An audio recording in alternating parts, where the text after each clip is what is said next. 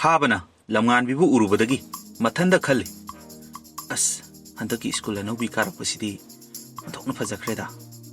ngawe asidi aine school jida tamningai dadi hek tamakte ne amuk tamningai da ko he yari po school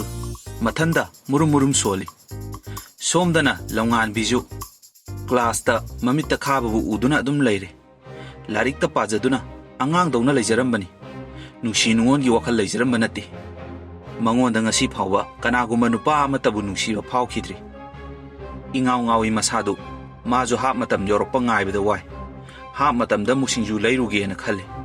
khabasu chak tu oga school hap thaba matam ngai duna lei ngasai singju di leikre hap tamu leiba thola khidrane as thola adi phanida aduga mana hap ta hek singju leiba thola ba mana ai nuksi ba phawrabane se ai khalage ko as magi mijeng dusu sai phajana di yengkhibane ingonda ibani ngaktang nokmina bado hana yam theina khraba mi dongna khaleng ngaktang duda punsi gi ahan ba uba nupi duda nuksiba haibajidi karisu nate da ngaktang he ahan ba uba da phawba nuksiba da aseng ba nuksibani masak phanam phajai haiduna su he uru ba nupi je hekta nuksiba je phawde da thamoi da pande ba ado hojiki dudi yai he aina phatyeng khalubada man phatyeng tharaga singju do loge na lampada ukiba magi maithok dudi punsi ge dum uduna leirani bo as sidi yade school hap tharo matam yoro school bell khinga o asumna khaba mathanda murum soli uchinna china school hap thare lamngan bina haire singju do kharaga leiruje e kaino haijibo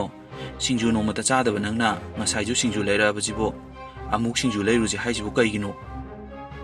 as nateba atai kili sana alu sop kado leiruji ba paknam gado makal yam chaninge ba ai ngasai pong sa khai manin ga wawa ka khai lumai thana hapaga lehobado khangsa saning gre ba khara leiruji ba is yade ko nupi je khange ko nang tori ba irang do ai loi khangi ko singju yon bidugi macha du da natro adugi singju yon bidugi macha do phajabani he mamina nokpa rasi leibado ekoi school gi satri loina mangauri bani monda khangabro singju yon bigi macha an maming chali ni he rasi di khudai thina leibani bo kuju dabu mujabai wani adudagi lamngan bina mu haire as aidine kuju mu bana pame aidi nupana kuju mo buje omo he maladana magul leite kuju kitang mutak tawbado adune hena nupa da dilem bane magul leibane adudagi jinana mo haire is yadiko mi masadi kankhalei ko akhoi dum jiningida noigi na to lao chalaje singju leiruraje leining ngejida khara yamna offer to halaje khara cha thoraje ba asumna makoi singju leiba tholei nok tuna khabado maju mangak thangkat tuna yengi atai satra satri mayam ama achapol leiba thongnare makoi di tholakti as thola rodi jala hap thagi baju minute 10 rom phare haidana mangak to thangkat tuna yengi adagi laptang na ure lamngan bina mayai thangaga nok tuna tholakpado munna yengaga lei khabana thokti thole he as kainom tawri he isaje as pakhat pada loire khonga je nik pra kainom tawreda asai dei wana ngairaga thola kana kainoi tawrisi bo sigi matawje aina hangi sung taw deba ngasai gi dudi khangau na salawna ukibani na phai sidi mangjong na hana lamna urabani na as kainom tawida ai phajange asumna mathanda phajili longan bi hoi yore longan bi ju ngasai di singju do ma laige gaina phat laune ta singju do piro ona haiba ngambani adubu haiba ngamdre paisa do piraga jina da ingit tawi ma leira ona jina ju irang do khangdana haire aikhoi mana bijina paknamga alu soka lupa kunthra da gi pioi se somda paisa leire khabaju paknam do mu yomi alu sop to mu yomi yengkhat pangamde mamai do yengdi yengning yengkhat padi ngamda masa do ipa khali adai mamai do yengkhat tabi da pire somda leire adagi pibana jina da pire aduga tanjadu da nang horoi mata dauna changrani ko haidana khabaju phat yeng khalai Yengmana lamnganbida yengi, pibana jinada pi. Khutna ama, mina amada. Tanjaduda lamnganbiju lairiba pose hek pirakpadagidi uba phangaroi haidana nanghoraroi maju phat yengi. Adudagi phat hek michanarure. Adudagi amu phat nondane ikainadana. Moi animak mathan-mathanda momo nokse. Adai sapanana irangdo khangdana jinada makhut illi. Ingit tawi aduga mabani mawong khangduna nokmine lona. Ingit irang khangkraba sapanani. Maming khangalagi matagum. Dakhaba aikhoi imanabi anise nauna tamakpane. Magina jina aduga magina lamnganbi kawi. Khaba tokpham khangde khumdabadi yade mangonda hairabanina. Hoi. Haina khumi. Aduragi sapana makhatari. Ine school gaje loidoba pamuibo. Aidi nungtigi inegi singju bora paknam chadaba numit amta yawpote. Aduna school tamba loigradi inegi singju chaba phangaroina pakhale. Khabagi mamana noktuna khumai. O yaripo bazar sida tholaga dum chaw kaino. School tamba loikhiba mayamjune yaripo bazar tholakpada adagi moina higher secondary college tamkhibadane Thobal dabu tamaju adagi yaripok maikaida lairiba higher secondary sidabu tamaju adum singjuje lairaga pukhibani kawba ngamdena hek sigi bazar machin sida lairasibo hoine laiduni khojudum ine changage adudi nahangai singju sungcha charamdaba mi phau inegi singjuje urubadagi yam chakhanarak tawri handakti ekhoiju singjuje yam chaba phangdori ne Asumna hainaraga makhoi nok tuna changki khabana tungda mathanda yengduna lehowi patak jengtakpi wanglap tabi masamna joi tena kaklibi nung thanglaimagi saktambu yengduna lehowi mathanda khanje onthokna nusikhreda ko nangse masaidagi wana ngaijarakpase school hap thaba matam mikupsi khak uba phangnabani ko nangna singju leiba tholakpadadi pakatpaga nikpaga loiki aduga nangna changkhibadadi amu isase ison thaure horen school suti thaba mu ngairage school suti thabadadi singju leiroide jala asumna khaba mathanda murum soli somdaju lamnganbi hoi nok tana lakna duna singju do chamine asumna no manini je nungtigi singju lei lamnganbi hoiju khabaju moina singju leiba lakpa ngaibada wai nungdangju tumba yade lamnganbi bu uduna dum lei Nongalabasu singju soina mamagi mateng pangasu mamittadi lamnganbi bu adum ui school matam ngaibada wai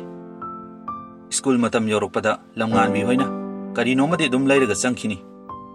ngahak minute ahum mari makoi gi pofam mamangda lepaga pot leibagi khabana chakna yengjawi adudagi school hap ngaibada wai shuti ngaibada muwai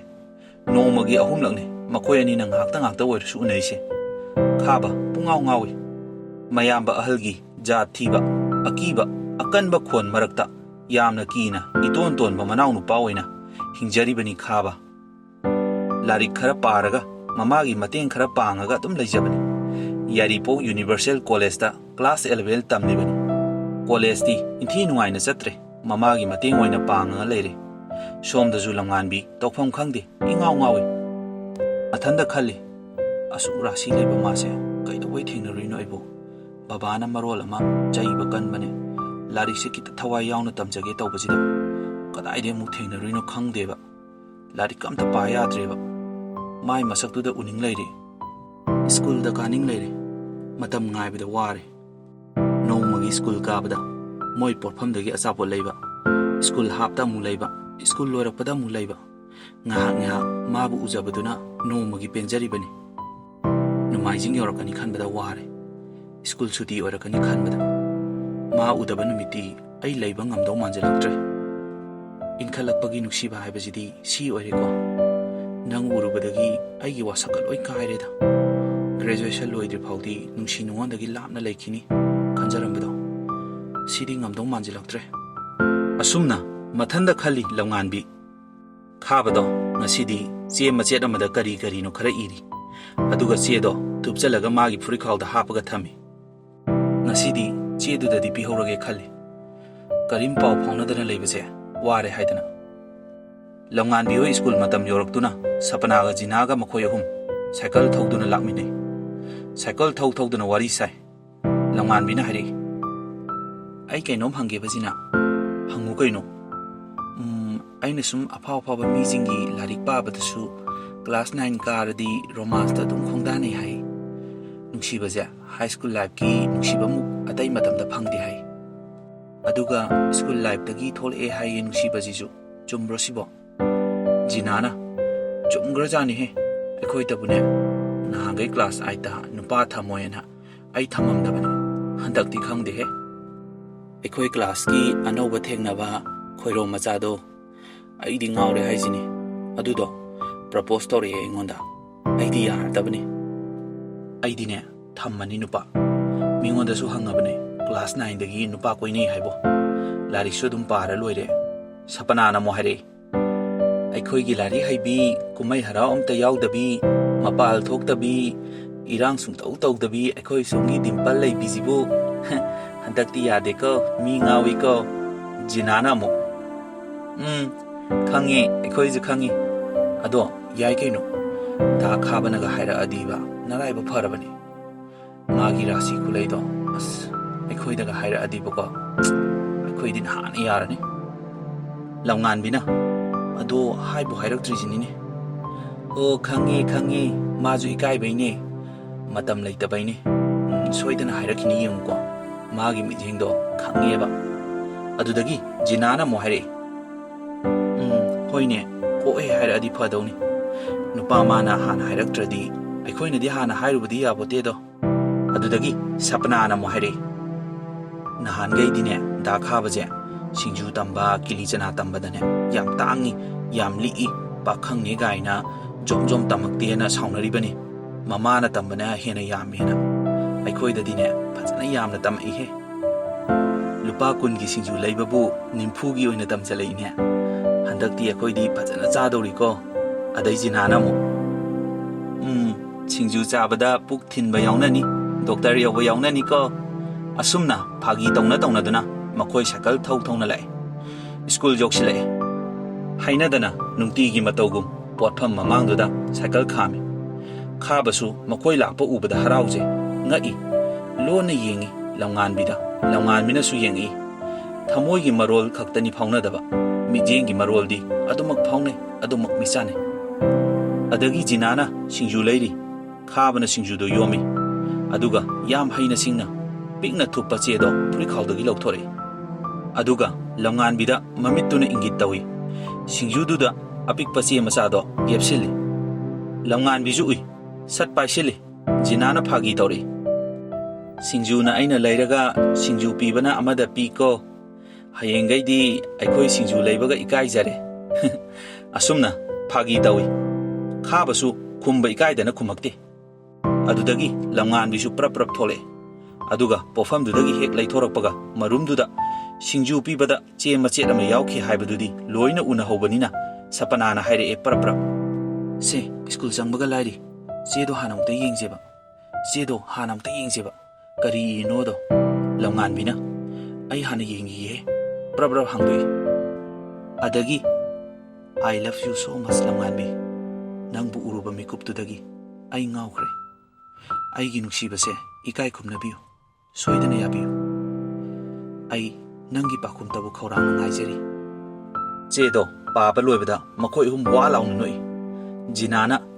ꯑꯁ ꯁꯦꯠꯇꯠꯂꯤꯍꯦ ꯋꯥꯍꯩ ꯐꯥꯎꯗꯤ ꯑꯗꯣ ꯀꯃꯥꯏ ꯇꯧꯖꯦꯕ ꯄꯥꯎꯈꯨꯝꯁꯦ ꯂꯝꯉꯥꯟꯕꯤꯅ ꯁꯦ ꯀꯣꯂꯣꯝ ꯂꯧꯊꯣꯔꯛꯑꯣ ꯕꯣꯏꯗꯤ ꯁꯤꯗ ꯂꯩꯔꯦ ꯑꯩ ꯏꯔꯝꯃꯒ ꯁꯠ ꯄꯤꯔꯝꯃꯁꯦꯕ ꯍꯧꯖꯤꯛ ꯄꯤꯔꯝꯃꯒꯦꯕ ꯌꯥꯔꯦꯅ ꯏꯔꯒꯦꯕ ꯁꯄꯅꯥꯅ ꯆꯠꯂꯣꯍꯦ ꯊꯨꯝꯍꯟꯈ꯭ꯔꯦ ꯏꯕꯦꯝꯃ ꯃꯃꯜ ꯀꯩꯝ ꯂꯩꯔꯔꯣꯏ ꯃꯃꯜ ꯈꯔꯁꯨ ꯂꯩꯍꯜꯂꯨ ꯍꯧꯖꯤꯛꯇ ꯆꯦ ꯄꯤꯔꯛꯇ ꯉꯥꯏꯔꯤ ꯑꯗꯨꯒ ꯁ꯭ꯀꯨꯜ ꯐꯥꯎ ꯆꯪꯗ꯭ꯔꯤ ꯑꯗꯨꯒ ꯈꯨꯗꯛꯁꯤꯗ ꯍꯜꯂꯝꯅꯤꯌꯦ ꯀꯌꯥꯗ ꯉꯥꯎꯔꯤꯅꯣ ꯌꯦꯡꯉꯨꯅꯦ ꯃꯤꯅ ꯏꯕꯦꯝꯃ ꯃꯃꯜ ꯀꯩꯝ ꯂꯩꯅ ꯈꯜꯂꯔꯣꯏꯌꯦ ꯈꯪꯉꯕ꯭ꯔꯣ ꯈꯔ ꯃꯒꯨꯟ ꯂꯩꯍꯜꯂꯨ ꯈꯔ ꯉꯥꯎꯍꯜꯂꯨ ꯅꯣꯡ ꯅꯤꯅꯤ ꯍꯜꯂꯨꯅꯨ ꯌꯥꯕꯨ ꯌꯥꯔꯛꯇꯣꯏꯔꯥ ꯌꯥꯕꯨ ꯌꯥꯔꯛꯑꯣꯏꯗꯣꯏꯔꯥ ꯍꯥꯏꯅ ꯈꯜꯍꯜꯂꯨ ꯄ꯭ꯔꯞ ꯄꯤꯔꯨꯏꯁꯦ ꯄꯥꯎꯈꯨꯝꯗꯣ ꯂꯝꯉꯥꯟꯕꯤꯅ ꯑꯁ ꯌꯥꯔꯣꯏꯍꯦ ꯀꯩꯅꯣ ꯃꯤꯁꯨ ꯄꯥꯎꯈꯨꯝꯁꯦ ꯌꯥꯝ ꯋꯥꯅ ꯉꯥꯏꯔꯝꯗꯣꯏꯅꯤ ꯀꯩꯅꯣ ꯃꯤ ꯋꯥꯍꯟꯕ ꯄꯥꯝꯗꯦ ꯁꯠ ꯄꯤꯈꯤꯕꯅ ꯐꯠꯇ꯭ꯔꯣ ꯍꯣꯏ ꯍꯧꯖꯤꯛꯄꯨꯗꯤ ꯄꯤꯔꯔꯣꯏꯁꯦ ꯍꯣꯔꯦꯟ ꯍꯥꯞꯇ ꯄꯣꯠ ꯂꯩꯕ ꯊꯣꯛꯄꯗ ꯄꯤꯔꯝꯃꯅꯤ nong nini da ngai laro ai ju yang wana ngai grajani mana nuksi phongdorok paje aduna maju yang wana ngai ramani ai wa halaroi makoi hum nok nok tune school change hap tu da langan bina su kari kari no khara ire aduga makoi singju leiba thole makoi gi pofam du da change khabaju pakhum do pirak tuira piru oidura haina pakhat pada loi tokfom khangde mamai do yengkhat pangam de ngasidi nahan gaidi lamngan bi he ubaga sasat hekta yengni yengba phangoroi haidana adubu ngasidi marol kari harak tuino khangdana achauba thabak ki interview ma yaukhranga interview do haidorakpada thabak to khalak tuira khala oidira haina pakhatpa adumaina pakhalaga lei singju do yomaga pirei tanja du da lamngan biju magi chedu makutna tungda lolaga pairamba chedu satlauna singju pirei ba makutu da piki harau badan loiki khaba phatlauna nooga yengkhale lamngan bidi hana dagi hana adum yengduna leirami ngahak michane moi changkhre khaba chedo prapra hapcheli mi ubra yengaga maju yumda prapra changi mamana lahowi hey khaba kaino ne he school gi hap thabagi mi pochai kanna leinarakpa matamsida nangna prapra changkhri dubo ima ithanda po tambanga moye ho ima ai prapra tholakke asumna chensinki magi ka he yobuga nanghoraroi matagum chedo phaktoga satlauna pai asumna irami aigi thamoi gi pakhumdi nahana pi khabra haina khale aigi minyengna mahuksana nupana hana nupida nuksi phongdoknai haiduna ngaijarambani ahanba uba mikuptuda adum thamoi sida nangi nuksibadi lengdana laikhrabani aidi phone paide karina pau phaunagadabano nanga waridi yam sananingi yare ko kharasina piri ko aigi thamoi gi pakhum asumna irami harawbada loire khaba chithi do chekshin na thami mayam ahan thengna khradi phubirani pakhatana mon do khra segairaga mon manungda insille aduga mamagi mateng pangba mu thole khaba su phone paide langan bisu phone paide aduna makhoi ani nungti gi singju leiba lakpada adum che da pinai wai khara likna inai nongmagi school lakpada singju leiba hapta mu kilichana leiba amu school hankhibada chara wanaba alu sop pangnam laikhiba sida dum pinai che machet tu da inaraga khabasu langan bina pirakpa che mache singdo cheksinna thami amata mangande numidang ahing athengbada mayam hoi loina tumnagraga loina puthoga amuk paba sane sangna su inade sentence ahum mari dani adagi langan biju cheksinna thami che singdo mahaksu ngahak leitan larik pana che singdo sum pa sane masa mathanda pangnungda nungaije amuksu khalai mapana ja thibadu ningsingai adubu mapagi ningbadi ka heloi haina khali lari kanna honagi haiduna khaba unaraga amutang wari se saningai khaba na amutang unase haira abadi phakhrani da ko haina khali mahangna mana hana haibadi ikai punsigi angang oiringai taru ta sengba maktraba ahanba thamoida takiba nuksibaduna pungaw ngawre langanbi ngasidi numaijing numini nungthildo langanbiga unase haina khibani jinaga sapanaga makoi hum haina khiba matamdo yoksilakpaduda chingyaduda tholei khabaga mamanaba James kasu leptuna leirami chingyaduda James ki gari machada lai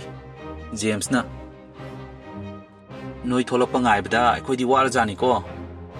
jinana hojik khakdadane noina chingyada gari thaujin khibado noina thokiba ubaduda akhoiju laine James na I noi dinami singina jinana is ngaibadine akhoina hale akhoidi kuira jani James na adudi fare akhoi dagma bani asai sum wari saru rajani akhoina asai sum ngai hawraje asumna makhoi ani wari saba chatki khabana wangange torbasu kari haina haidino haifam khangde langan bisu mana hana hairak sanuna haifam khangdana lainei mabanima adai khabana ibani di phone ju paide kamaina pau phonani paudi ngahak itana phonani nanga wari saningi message sanani kamai tawni langan bina haire as phone drasu yaida aiju class te loidri faudi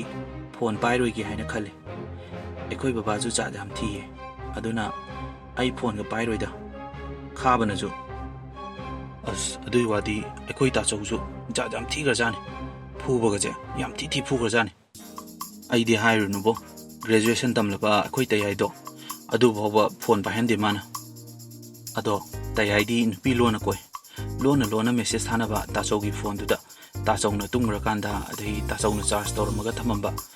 ꯑꯗꯨꯗꯒꯤ ꯃꯥꯏ ꯅꯨꯄꯤꯗꯨꯅꯗꯤ ꯈꯪꯗꯕꯅꯤꯅ ꯑꯃꯨꯛ ꯍꯜꯂꯛꯄꯗꯗꯤ ꯇꯥꯆꯧꯅ ꯊꯦꯡꯅꯔꯕ ꯑꯁ ꯑꯗꯨꯗꯒꯤ ꯊꯤ ꯐꯨꯈ꯭ꯔꯖꯥꯠꯅꯤ ꯑꯗꯣ ꯍꯧꯖꯤꯛꯇꯤ ꯐꯣꯟꯁꯦ ꯂꯣꯏ ꯄꯥꯏꯅꯔꯦ ꯄꯥꯎꯁꯦ ꯃꯤꯀꯨꯞ ꯈꯨꯗꯤꯡꯒꯤ ꯐꯥꯎꯅꯔꯦ ꯑꯗꯨꯅ ꯏꯕꯥꯅꯤꯁꯨ ꯐꯣꯟꯁꯦ ꯂꯣꯟꯅ ꯄꯥꯏꯔꯁꯤꯔ ꯄꯥꯏꯔꯣꯏꯁꯦ ꯉꯥꯏꯍꯥꯛ ꯂꯩꯇꯅ ꯄꯥꯎ ꯐꯥꯎꯅꯔꯒ ꯅꯨꯡꯁꯤꯕꯁꯦ ꯃꯃꯜ ꯍꯟꯊꯔꯛꯀꯅꯤ ꯑꯗꯨꯅ ꯑꯗꯨꯝ ꯆꯦ ꯃꯆꯦꯠꯇ ꯏꯟꯅꯁꯦ ꯑꯗꯨꯅ ꯐꯠꯇ꯭ꯔꯅꯦ ꯈꯥꯕꯅ ꯍꯣꯏꯗ ꯑꯗꯨꯅ ꯐꯩ ꯑꯩꯈꯣꯏ ꯏꯃꯥꯟꯅꯕꯁꯤꯡꯁꯦ ꯅꯨꯄꯤ ꯀꯣꯏꯅꯔꯒ ꯐꯣꯟꯗ ꯄꯥꯎ ꯉꯥꯏꯇ ꯐꯥꯎꯅꯔꯕꯅꯤꯅ ꯃꯔꯩ ꯇꯧꯅꯩꯒ ꯈꯠꯅꯩꯒ ꯇꯣꯛꯅꯩꯒ ꯑꯃꯃꯨꯛ ꯀꯣꯏ ꯍꯣꯏ ꯑꯩꯁꯨ ꯍꯩꯅꯗꯦꯗ ꯄꯥꯏꯔꯣꯏꯁꯤ